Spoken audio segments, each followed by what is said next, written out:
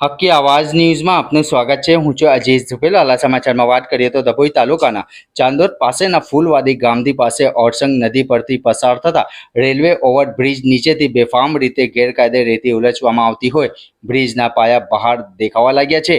ડભોઈ તાલુકાના યાત્રાધામ ચાંદોદ પાસેના ઓરસંગ નદીના પટમાંથી ઉલેચાતી સફેદ રેતીના કાળા કારોબારીને રોકવા માટે તંત્ર સદંતર નિષ્ફળ નીવડ્યું છે।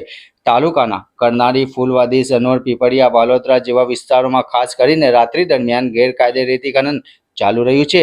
ડભોઈથી સ્ટેચ્યુ ઓફ યુનિટી જવા માટે બ્રોડગેજ રેલવેના નિર્માણ સમયે ચાંદોદ પાસેના ફૂલવાદી ગામથી પાસેથી પસાર થતી ઓરસંગ નદી ઉપર રેલવે ઓવરબ્રિજ બનાવવામાં આવ્યો છે, જે બ્રિજ નીચેની ઓરસંગ નદીનો પથ રેલી ઉલેચાતા 2 નંબરિયા તત્વોમાં ફાવતો બની ગયા હોય।